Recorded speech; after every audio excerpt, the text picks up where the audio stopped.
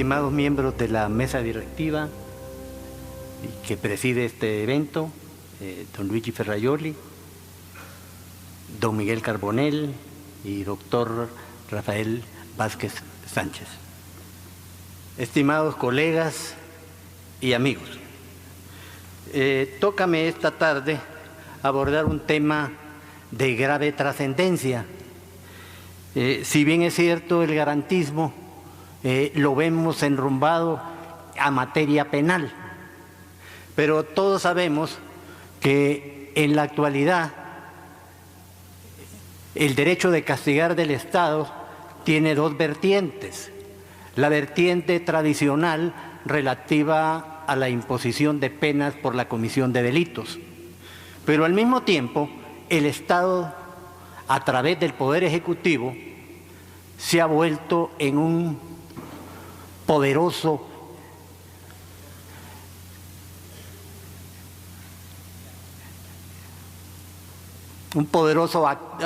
autor de sanciones de carácter administrativo. Él es quien ejerce cuantitativamente más el derecho de castigar dentro del Estado moderno, son las administraciones públicas. Fenómenos como la despenalización llevan indeclinablemente a que los delitos tienden a reducirse y a magnificarse la actividad sancionatoria de la administración pública. Otro tipo de fenómenos, como por ejemplo, que es más fácil imponer las sanciones administrativas porque son impartidas e impuestas por jueces, por tribunales que son imparciales e independientes, mientras que en la administración pública se actúa con personajes que imponen las sanciones, pero que al mismo tiempo son partes interesadas. En la administración pública prácticamente nadie obtiene una absolución. En el proceso penal, a donde se dan todo este tipo de garantías liberales que comenzaron desde Beccaria, pues la cosa ahí se vuelve un poco más difícil y aleatoria. La principal fuente, pues, de castigos es la relativa al Poder Ejecutivo. Pero, paradójicamente, ahí es donde las garantías del ciudadano se encuentran mediatizadas, principalmente porque la autoría de la imposición corresponde al Poder Ejecutivo. Es decir, no existe lo que el maestro Ferrajoli denomina la garantía orgánica, es decir, que sean tribunales imparciales e independientes los que impongan la sanción. Las garantías del derecho penal sustantivo y adjetivo se han trasladado al derecho sancionador que disponen las administraciones públicas, pero se han trasladado en una forma mediatizada, débil, adecuándolas, dijéramos, a la idiosincrasia propia de la administración pública. Una de las garantías mayores que tiene el ciudadano inculpado por un delito es, todos sabemos, el principio de legalidad, que solo a través de delitos pueden imponerse las penas. Esto no se da en su totalidad, ese traslado de los principios, del principio de legalidad a materia de infracciones administrativas. Ahí existe una mediatización. La primera mediatización consiste en que no solo a través de la ley, la reserva de ley no es absoluta, sino relativa. El derecho salvadoreño da lugar a que a través de ordenanzas municipales y a través de reglamentos de ejecución puedan imponerse sanciones administrativas o puedan crearse sanciones administrativas. El Estado mexicano también. En España lo que se exige es una cobertura legal. el tipo se da, pero no en una forma completa, sino como en las leyes penales en blanco, con remisión a reglamentos. Se aceptan conceptos jurídicos indeterminados. En fin, no existe una verdadera garantía de principio de legalidad en forma estricta. Vemos también que en el derecho penal existe la garantía del tipo, pero el tipo también es diferentemente entendido, y esto es con una gran evolución, porque es una gran conquista que se ha tenido de este traslado, en principio, de garantías penales adjetivas y sustantivas. Tradicionalmente no existía ninguna. La administración pública no tenía frenos ni límites. Ahora, al menos, en principio, debe sujetarse a ellos, pero no lo hace en una forma absoluta. El tipo, pues, no es exclusivamente creado por el legislador, por el poder legislativo, sino también el poder ejecutivo puede intervenir en la creación de infracciones y sanciones.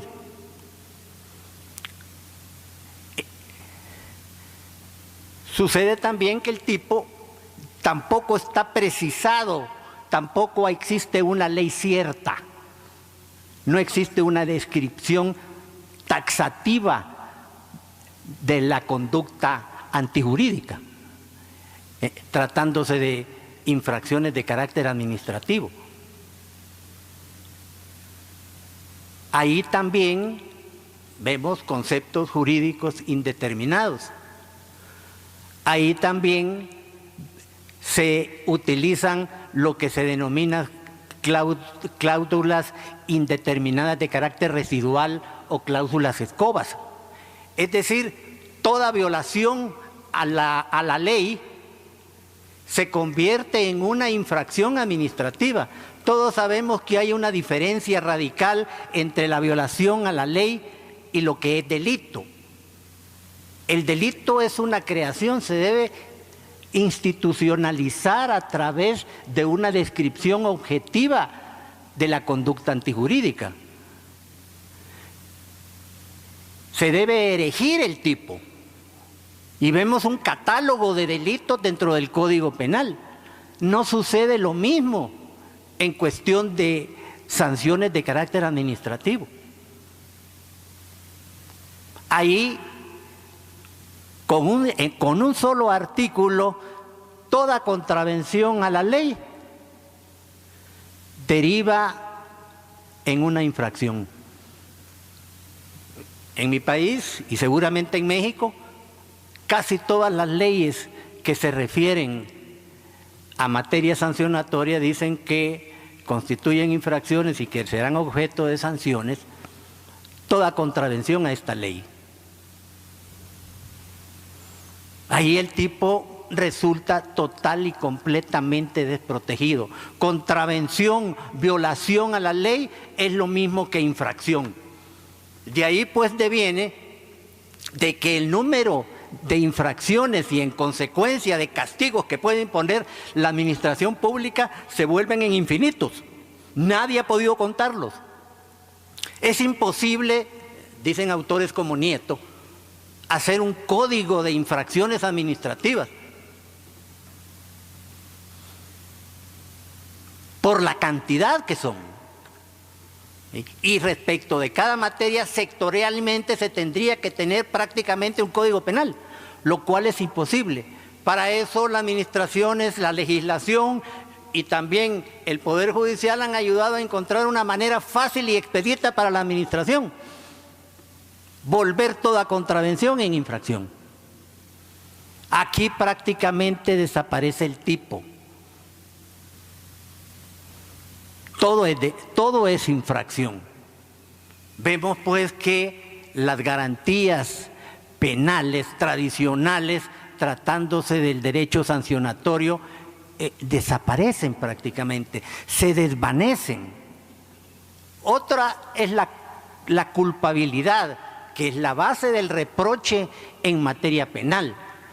No basta la consumación del hecho antijurídico, es necesario que el autor del delito pues actúe con dolo o al menos culpa.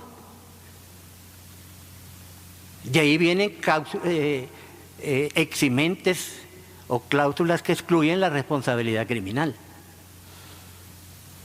En materia de sanciones administrativas, en Europa hacen un esfuerzo, leyes italianas, la ley italiana y la ley alemana han hecho esfuerzos de introducir la culpabilidad, pero en países como América Latina, la Argentina, El Salvador, la culpabilidad prácticamente no se exige.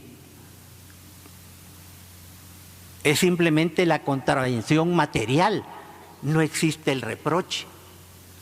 Otra gran diferencia que vemos en las infracciones y en los delitos es que en las sanciones administrativas también la autoría puede corresponder a personas jurídicas y es más fácil. Y ahí la culpabilidad también desaparece. También desaparece. Tenemos también otros principios, como por ejemplo, no debe haber sanción, no debe haber pena sin un juicio que la preceda. En materia de sanciones administrativas no sucede lo mismo y tradicionalmente no sucedía prácticamente nunca. Ahora, con el traslado jurisprudencial y a veces legislativo de estos principios penales, sí se ha dado y se exige que se siga un procedimiento sancionador. Pero en la práctica las administraciones públicas burlan esto. Se dan muchos casos en que, por ejemplo, mire, no le doy solvencia si usted no paga la multa. Siempre que la administración pública pueda evadir el procedimiento administrativo, lo va a hacer. Otra, dijéramos, garantía penal, esta vez de carácter adjetivo, de carácter procesal, es la presunción de inocencia. Muchos tratados internacionales introducen la presunción de inocencia. La mayoría de constituciones también lo hacen. Pero en la práctica también se viene a mediatizar un poco. Y en general cierto tipo de autores vuelven a debilitar, a devaluar nuevamente la garantía. Por ejemplo, Nieto se pregunta, mire, ¿y cómo vamos a combatir el narcotráfico? ¿Cómo vamos a combatir cierto tipo de delitos de carácter tecnológico? El crimen organizado, que son especialistas en no dejar huellas en los delitos. Y entonces, ¿cómo los vamos a castigar? Es prácticamente recurrir al derecho penal del enemigo, en que no hay garantías, que a los enemigos no tienen derechos.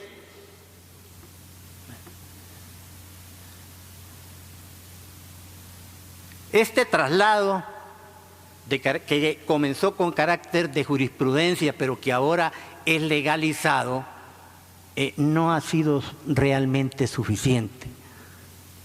El particular, el administrado, es objeto a veces de las más severas sanciones en el orden administrativo que en el orden penal. Pongamos el caso de las multas. Muchos códigos penales castigan con días multa y los días multa se calculan a base de salarios mínimos. Sin embargo, una sanción administrativa puede ser millonaria, de cientos de miles de millones de dólares. En mi país, por ejemplo, parte del patrimonio está, dijéramos, reservado como límite para la imposición de sanciones administrativas. Ahí vemos, pues, que la sanción más severa corresponde a una autoridad que no da las suficientes garantías.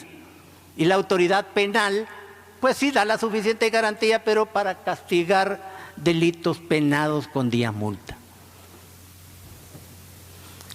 La administración pública impone sanciones variadas, variadísimas, más que las penales, como por ejemplo la caducidad de un contrato administrativo. Eso genera, dijéramos, una sanción de un daño realmente incalculable en algunas ocasiones, el cierre de establecimientos. Y sin embargo ahí el particular es castigado con mayor rigor por parte del Estado y no goza de las mismas garantías. El derecho administrativo sancionador, dicen, se presta a las más despreciables causas. Es el eslabón, dice Nieto, más infame al que ha descendido el derecho. ¿Qué hacer ante esto? Porque las garantías penales trasladadas al derecho administrativo, como han sido tropicalizadas, para emplear un término coloquial, pues no han sido realmente suficientes. Dijéramos que el Estado, las administraciones públicas, lo que mejor hacen es castigar a los ciudadanos. Todas las leyes traen capítulos o títulos dedicados a infracciones y a sanciones administrativas. Y sin embargo el Estado ha abandonado sus funciones realmente esenciales. Ya los correos con eficacia, pues ya no, tenemos que recurrir a las DHL y a otras transnacionales de carácter internacional. Servicios públicos están, la mayoría de ellos, en manos de los particulares. Prácticamente renuncia a todo, hasta la policía, la seguridad pública, dijéramos, que Hobbes decía que era la justificante del Estado. Le entregamos toda la libertad al Estado para que nos proteja, pero vemos que en ninguna parte del mundo, por lo menos en América Latina, la policía nos protege, o no nos protege adecuadamente. Y sin embargo, no se gozan de las garantías plenas. La administración pública, insisto y repito, lo que mejor hace es castigar al ciudadano. Y esto, dijéramos, no en todos los países es lo mismo. En los Estados Unidos de América y en los países de influencia anglosajona, cada ciudadano tiene su derecho en la corte. La regla general es que todo castigo que impone el Estado debe ser a través de un juez. En nuestros países en que la administración pública tiende a la arbitrariedad, tiende al desborde del poder, se le entrega el derecho de castigar sin más ni más y no se le brindan al particular las garantías necesarias. Y mientras el derecho de castigar esté en manos de la administración pública, la situación va a continuar. Y no va a cambiar, al menos radicalmente. Se ha mejorado efectivamente, pero no en la entidad necesaria como para que el particular sienta la sensación de inseguridad. Las sanciones administrativas, nadie percibe que está exento de ellas. De alguna manera la administración pública nos va a sancionar y nos va a castigar. Hay una garantía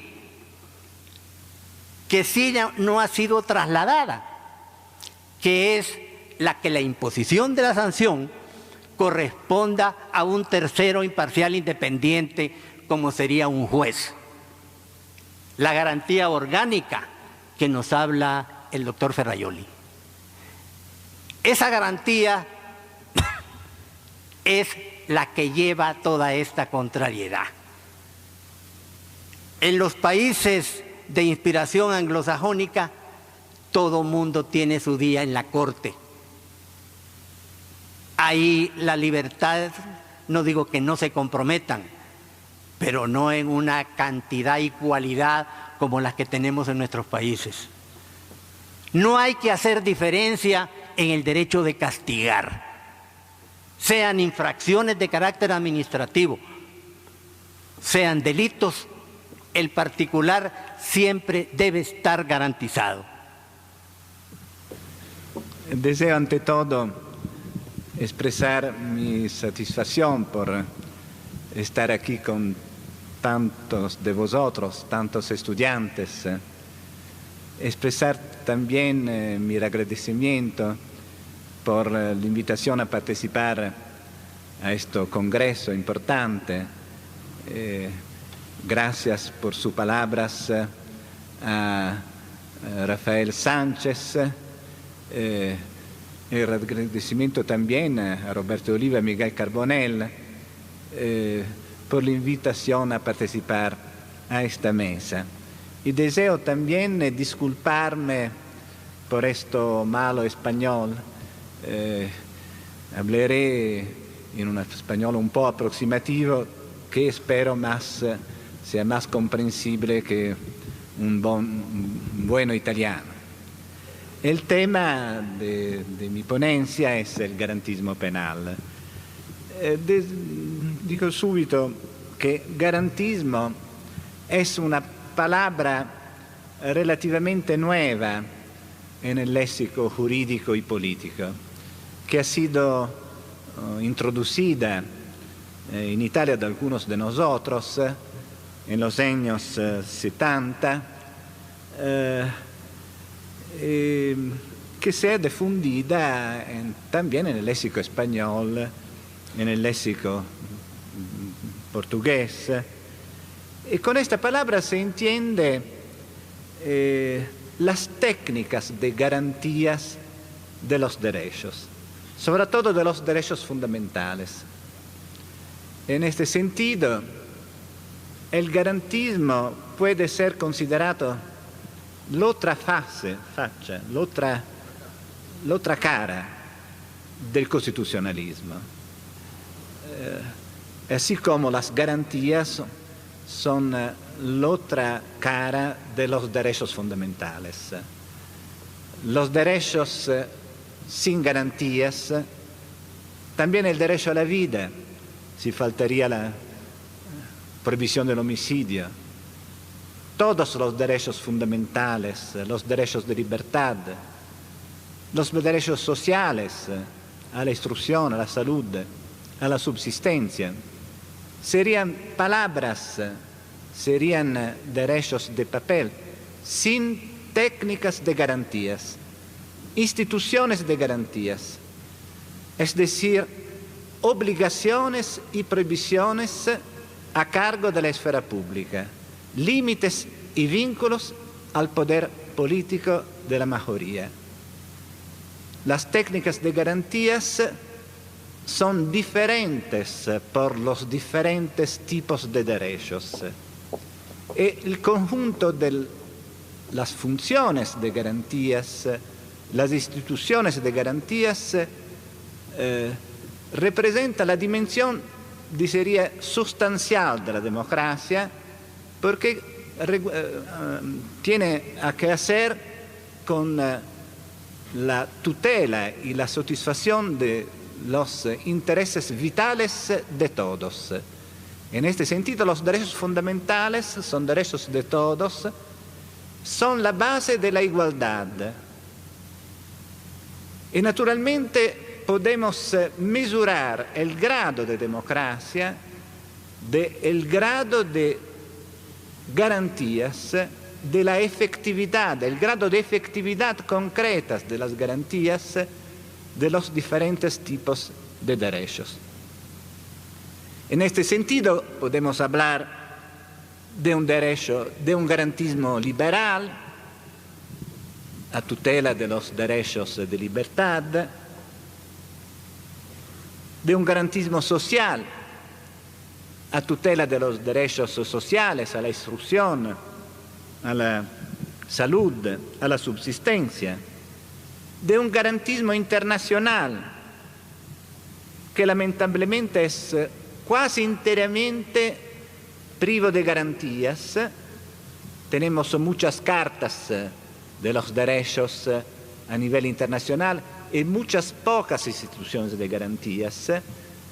Garantismo internacional por designar un proceso totalmente da percorrer, es decir, la construcción de un sistema de instituciones de garantías a nivel internacional que puede disminuir la divergencia escandalosa entre el deber ser del derecho, es decir, estas cartas internacionales que proclaman igualdad, libertad, los derechos de todos a la vida, a la subsistencia, y la realidad de millones de personas que cada año mueren por hambre, por maladías no curadas, es decir, por la violación de estos derechos proclamados en todas las constituciones y también en las cartas de los derechos internacionales, la Declaración de los Derechos Humanos de 1948, los pactos de 1966, la Carta Interamericana. Tenemos muchas cartas y pocas garantías. Sin embargo, la acepción más difundida, prevalente, originaria, diría, del garantismo es la del garantismo penal. Es en efecto en el ámbito del derecho penal donde el garantismo se ha desarrollado en Italia como teoría y como práctica jurídica e institucional en oposición a la legislación de emergencia, la demagogia populista del populismo penal que se basa sobre la ilusión que la disminución de las garantías puede producir más de seguridad, cuando es una tesis que debo sostener, es exactamente el contrario. En este sentido, el garantismo se vincula a la tradición clásica del pensamiento penal liberal y expresa la exigencia propia de la ilustración jurídica de la minimización de ese terrible poder, como lo llamaba Montesquieu, que es el poder punitivo. Una minimización del poder a través de su sometimiento a la ley. Sometimiento cuanto más posible stricto, cuanto más posible sin que tenemos la ilusión de que el juez puede ser bouche de la loi.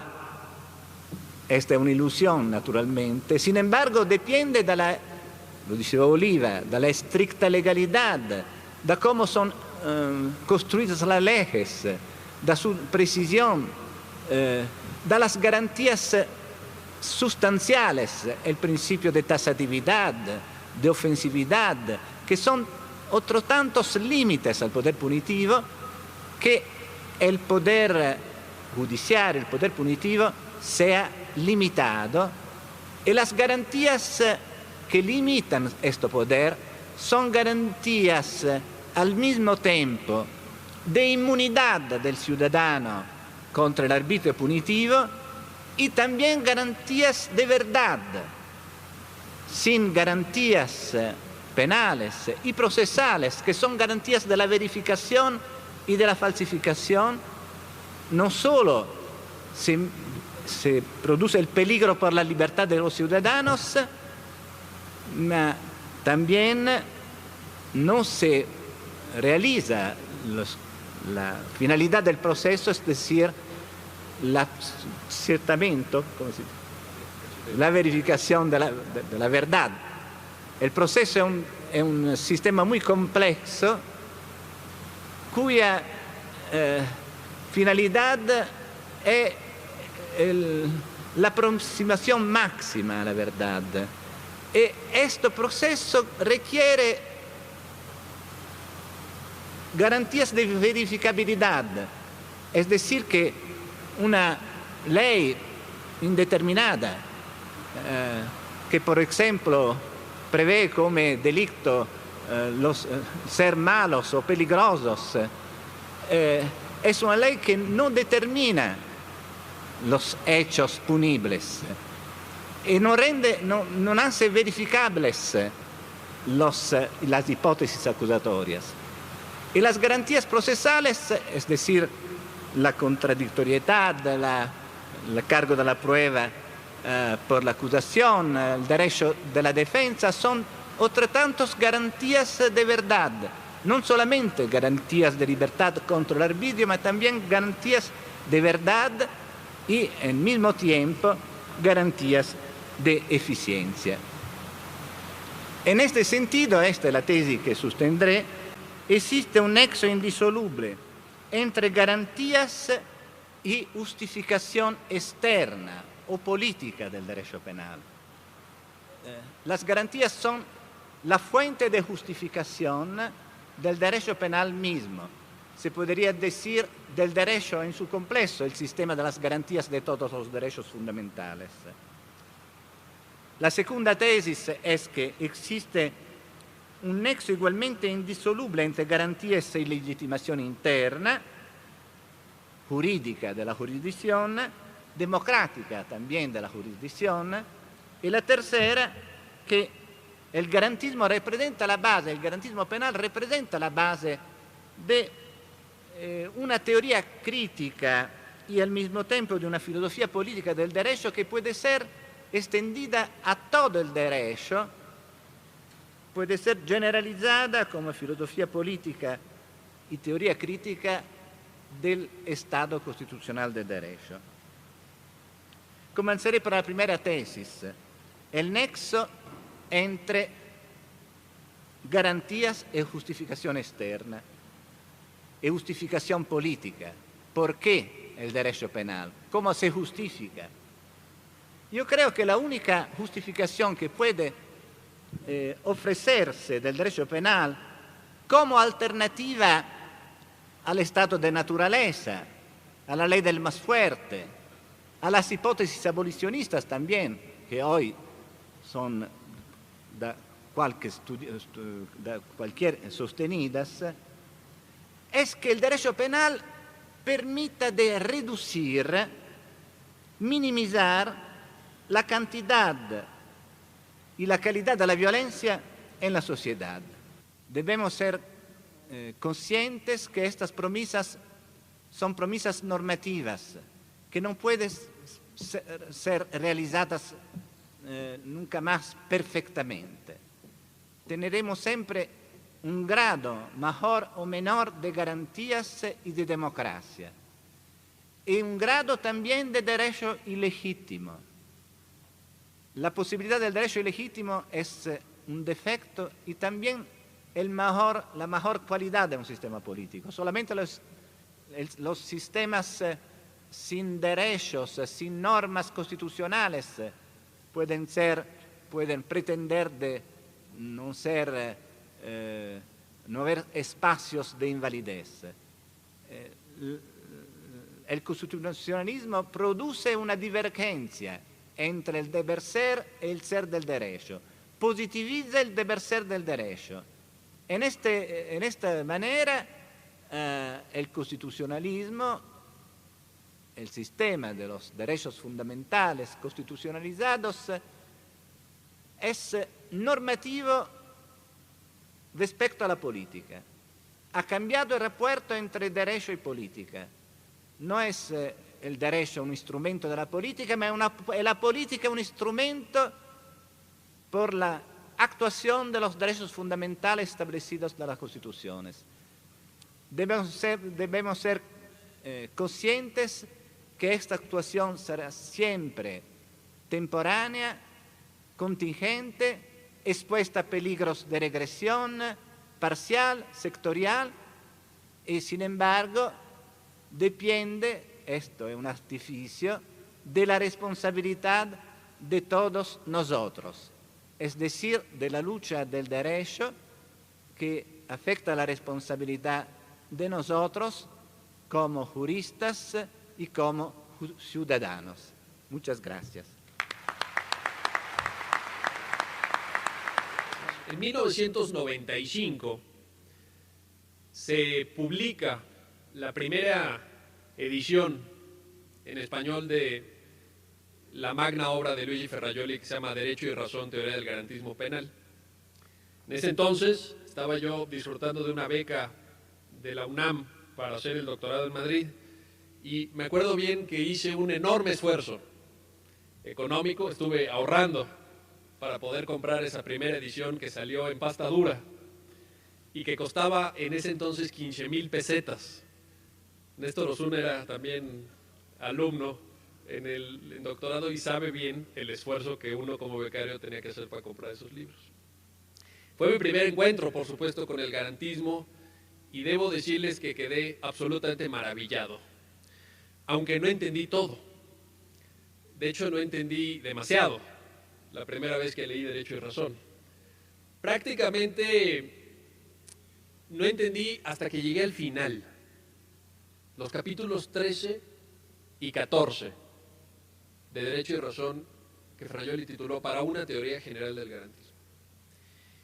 Y en esa última parte, que yo siempre le recomiendo a los alumnos que vayan a ella cuando quieran entrar en la obra de Ferrajoli, que empiecen por los capítulos 13 y 14, que son los últimos, de Derecho y Razón, y luego vayan a los primeros. En esa última parte, Ferrajoli aporta una reflexión que me pareció muy importante entonces, pero no alcancé a calibrar su alcance. Dice Ferrajoli, la parte final de Derecho y Razón, que el derecho penal es el campo de prueba de los derechos fundamentales. Y en esa virtud, el derecho penal lo que pone a prueba es la legitimidad del conjunto del ordenamiento jurídico y, a final de cuentas, la legitimidad completa de un determinado Estado. Podríamos decir, para hacer un juego de palabras, dime qué derecho penal tienes y te diré qué tipo de Estado eres. Y si esto es así, creo que en México tenemos severos problemas. Voy a hacer una ponencia anticlimática, porque verán ustedes que en todos los medios de comunicación mexicanos, en la prensa escrita, en el radio, en la televisión, todos los días escuchamos cientos de voces que claman justicia. En realidad algunas claman venganza por los muertos que cada día caen en nuestras calles. Según algún conteo, hay varios, ya lo saben, pero para que se den una idea de la magnitud, sobre todo quienes nos visitan de otros países, en los últimos 3 años, es decir, en 2007, 2008 y 2009, con cierre a diciembre de 2009, han sido ejecutadas en México 16,097 personas, que es prácticamente una guerra civil. Solamente el año pasado, esto es en el 2009, fueron ejecutadas 7,724 personas en nuestro país, de las cuales 3,250 lo fueron en el estado de Chihuahua, y de ellas 2,635 fueron ejecutadas en Ciudad Juárez, que ya se había vuelto una referencia internacional negativa por los feminicidios. Pero ya de los feminicidios, ¿quién se acuerda? La CNDH pudo calcular alrededor de 400 víctimas del feminicidio, frente a las 2,600 ejecuciones del año pasado. Pues creo que realmente el fenómeno tiende a hacerse pequeño. Claman venganza, claman justicia estas cientos de voces, y yo quiero, sin embargo, ofrecer la otra cara de la moneda. Yo quiero demostrar que el Estado mexicano ejerce sus funciones vinculadas con el derecho penal, con el proceso penal, de forma sumamente autoritaria y violadora de derechos. ¿En qué baso esta afirmación?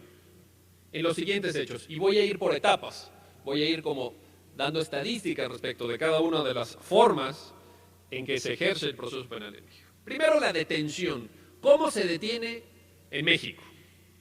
Según los datos disponibles, la mayor parte de detenciones que realiza la policía son practicadas en el mismo momento en que se está cometiendo el hecho delictivo. Esto es la flagrancia. Según una encuesta levantada por el CIDE, el 48% de los detenidos fueron detenidos a escasos minutos, menos de 60, de la comisión del delito. Otro 22% fue detenido entre la segunda hora, esto es el minuto 61, y las 24 horas siguientes. Es decir, el 70% del total de detenidos en México lo fueron con menos de 24 horas de distancia respecto a la comisión del delito. ¿Esto qué significa? Que nuestra policía mexicana, si las aproximadamente 430,000 elementos de las miles de corporaciones policíacas que tenemos en México en los 3 niveles de gobierno, saben si acaso detener, pero no investigar. Si la posibilidad de que detengan a alguien cuando han pasado 24 horas después de cometido el hecho delictivo se reduce enormemente. De hecho, y no solo eso, sino que cuando se llevan a cabo las detenciones, muchas de ellas son tan absolutamente arbitrarias, muchas son para cumplir una cuota, que no se pueden luego reunir elementos para que los detenidos vayan a juicio. Déjenme poner el caso del Distrito Federal, porque son las estadísticas que hay disponibles, no hay más. En los años 2005, 2006 y 2007, dice la policía del DF, fueron detenidas 21,456 personas, así dice la policía, por el delito de posesión de droga. Claro que ese tipo penal como tal no existe. Será alguna modalidad de delitos contra la salud y todo. Bueno, fíjense, 21,456. Detenidas por la policía y llevadas ante una agencia del Ministerio Público. Sin embargo, llegando a la agencia del Ministerio Público fueron puestas en libertad 20,371 y fueron consignadas 1,085, lo que equivale a una tasa de consignación del 5%. Es decir, de cada 20 personas detenidas, 19 fueron liberadas, lo cual habla de una manifiesta actitud de la policía de detener sin razón. Pero no solo eso. Del total de consignados, esto es de los 1,085 que fueron consignados, los jueces pusieron en inmediata libertad a 620, quedando finalmente sujetos a proceso penal 465 de los 21,400 con los que habíamos empezado. Es decir, un 2,2% del total de detenidos fueron luego finalmente procesados. ¿Qué pasa con los detenidos? El 71% no tiene asistencia de abogado mientras estuvo privado de su libertad ante el Ministerio Público. Del 30% que sí tuvo asistencia de abogado, otra vez un 70% no pudo hablar con él a solas. Si estaba el abogado, estaba el detenido, pero estaba el Ministerio Público escuchando. Entonces, eso no permite un buen derecho a la defensa. Ya cuando lo llevan ante el juez al detenido, el 60% no son informados de que tienen derecho a no declarar. Y por supuesto la mayor parte no lo sabe. No ha leído el artículo 20, por ejemplo, de la Constitución. Durante su declaración preparatoria, ya ante autoridad judicial, 1 de cada 4 detenidos no estuvo asistido de abogado, pese a que está ordenado por la Constitución, por supuesto. El 80% de las personas sentenciadas nunca habló con el juez que lo condenó. El juzgador no estuvo presente durante la declaración del detenido en el 71% de los casos. ¿Cómo se detiene violentamente? ¿Qué tanto? Déjenme les doy algunos datos. Un porcentaje considerable de personas que son encuestadas manifiesta que fueron golpeados o lastimados por la policía. El 21% cuando la detención la efectúa la policía preventiva y el 35% manifiesta ser golpeado o lastimado cuando la detención la hace la policía ministerial o policía judicial. De todas formas, digamos, con este grado de arbitrariedad, pensaría uno que el derecho penal en México es muy efectivo. Pues no.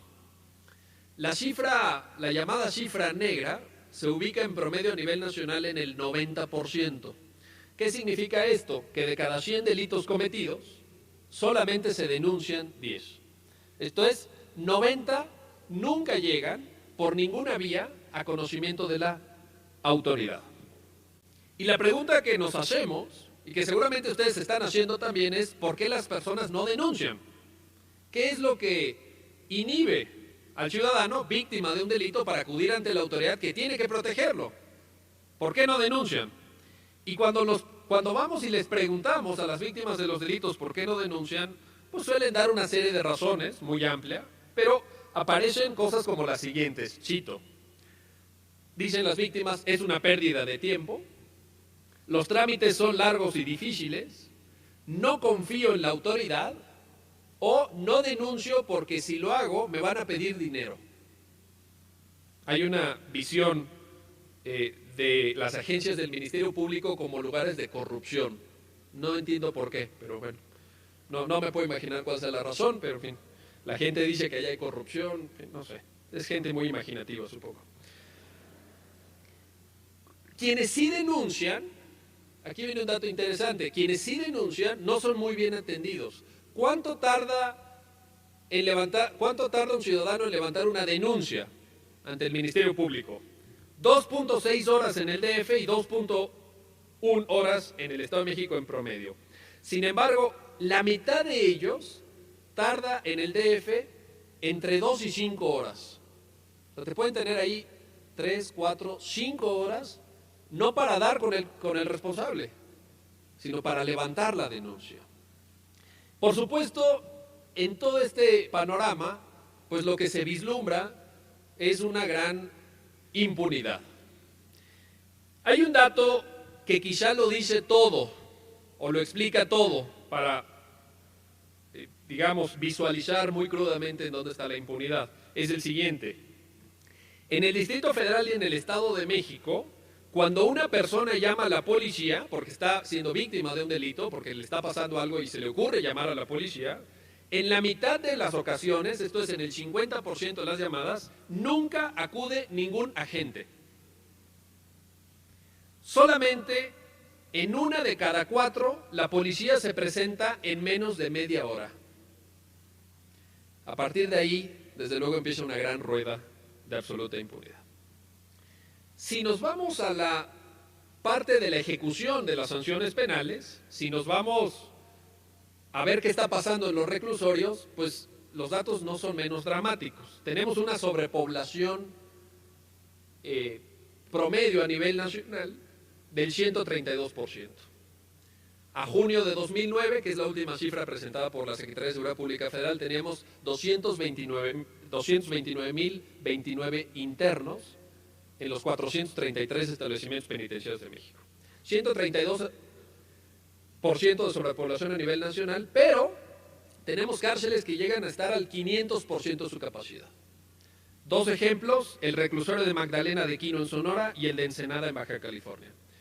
Hay reclusorios que están al 400% de su capacidad, como el Cerezo número 8 en Villa de Flores, Chiapas, al 240% como el reclusorio de Catepec en el Estado de México y así por el estilo. Las cárceles de Chihuahua tienen una sobrepoblación del 277%, las de Nayarit del 241%, las de Sonora del 232% y las de Baja California del 166%. También hay buenas noticias. Hay estados en donde no están llenas las cárceles. Se los digo por si quieren evaluar posibilidades. Tlaxcala está al 65%, Campeche al 73% y Aguascalientes al 91%. Puebla no tengo el dato, no traigo todos los datos, que si no esto nunca terminaría. Esto, sin embargo, siendo grave, no refleja en toda su magnitud el drama carcelario. Hay, me parece, 2 datos todavía peores. 2 datos que configuran lo que podríamos llamar, y voy a ser muy cuidadoso con las palabras, pero no quiero esquivar el concepto, lo que podríamos llamar el genocidio carcelario, que es algo de lo que nadie habla, que es algo de lo que nadie se acuerda y nadie se atreve a denunciar. Un genocidio carcelario que se justifica con los siguientes datos. En México, la población femenina más vulnerable ante el virus del VIH-Sida son las mujeres reclusas. incluso por encima de las sexoservidoras. La tasa de homicidios en las prisiones es 8 veces superior a la que se registra, y ya es de por sí alta, entre la población en libertad. 8 veces superior. Y la tasa de suicidios es 5 veces mayor. Y los que se suicidan son los presos más jóvenes, los presos de menor edad que no pueden hacerse la idea de que van a pasar 20, 30 o 40 años en ese ambiente opresivo que existe día tras día en nuestras cárceles. Por si esto fuera poco, hay que sumar a ello la corrupción en los reclusorios. Los reclusos encuestados narran que les cobran a sus familiares para permitirles ir a visitarlos, para que les puedan llevar alimentos u otros objetos, para poder ejercer su derecho a la visita conyugal o incluso para recibir los beneficios de la preliberación. De hecho, hay encuestas que les han preguntado a los reos si hay corrupción para la visita conyugal, que es un derecho que está en los tratados internacionales, y dicen sí. Y entonces les preguntamos, ¿y cuánto cuesta para que te dejen pasar con tu pareja al ejercicio de a las instalaciones? Sí. ¿Y saben cuánto cuesta en las cárceles del DF usar durante una noche las instalaciones de visita? Cuesta 400 pesos. Unos $35 para quienes nos visitan del extranjero. Claro que hay gente a la que no le alcanza y entonces recurren a las llamadas cabañas. Las cabañas son unas tiendas que construyen con mantas en los patios de los reclusorios. Ponen un mecate, una especie de cuerda, y ponen las mantas encima y ahí se meten las parejas, pero también cuesta. ¿Cuánto cuesta? 40 pesos por 2 horas.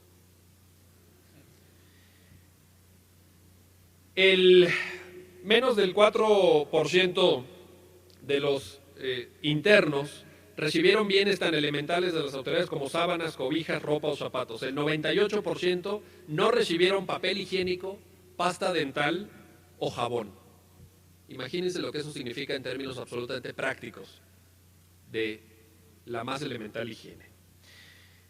Un exdirector de los reclusorios del DF estimó cuánto se movía de corrupción, solo en el DF, 5 millones de pesos diarios.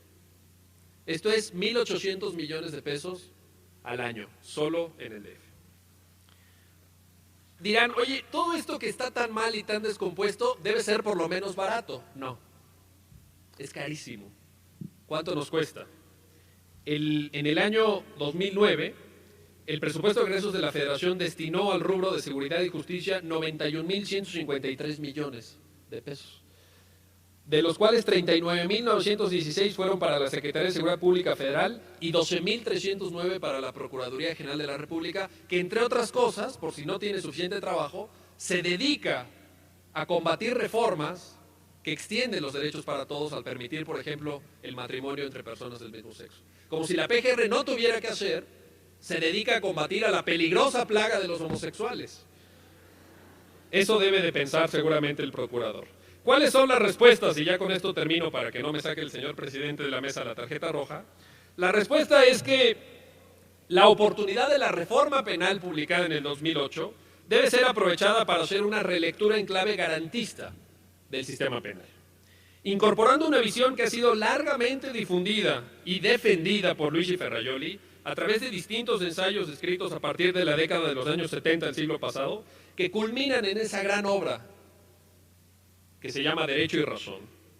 Me refiero a ideas vinculadas con el derecho penal mínimo y que se plasman en cuestiones tan concretas como la reserva de código penal, esto es que todos los tipos y todas las sanciones estén en un único ordenamiento en el Código Penal y no haya estas leyes que también incorporan por vía de legislación administrativa sancionadora tipos penales, etcétera.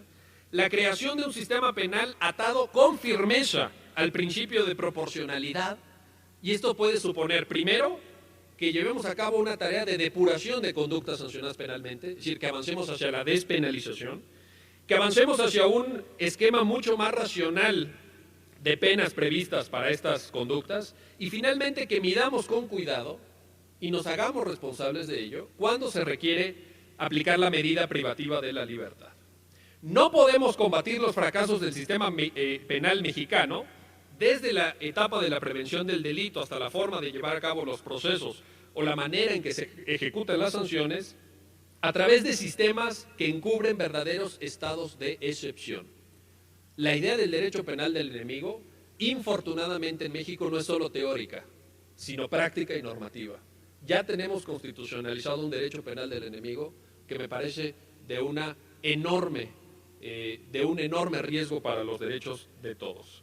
Ni siquiera cabe hacerlo en la lucha contra la criminalidad organizada, que debe llevarse a cabo hoy y siempre bajo los más férreos estándares de respeto a los derechos fundamentales de todos los involucrados, incluyendo desde luego el respeto a los derechos de las víctimas.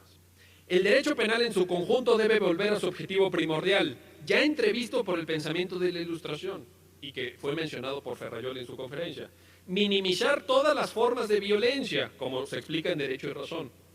La violencia que se produce contra las víctimas, la violencia de la venganza informal que se da en ausencia de procedimientos jurídicos, la violencia del Estado contra los procesados y sentenciados, la violencia contra y entre los presos. En México nos urge recuperar esa filosofía, y nada mejor para hacerlo que voltear a ver al mejor representante del garantismo que hay hoy día en el mundo. Por eso es que nos complace la presencia tan necesaria y tan vital de Luigi Ferrajoli en México. Pero para lograr esto, necesitamos políticos que piensen no solamente en la siguiente elección, sino sobre todo y ante todo en la siguiente generación. Muchas gracias.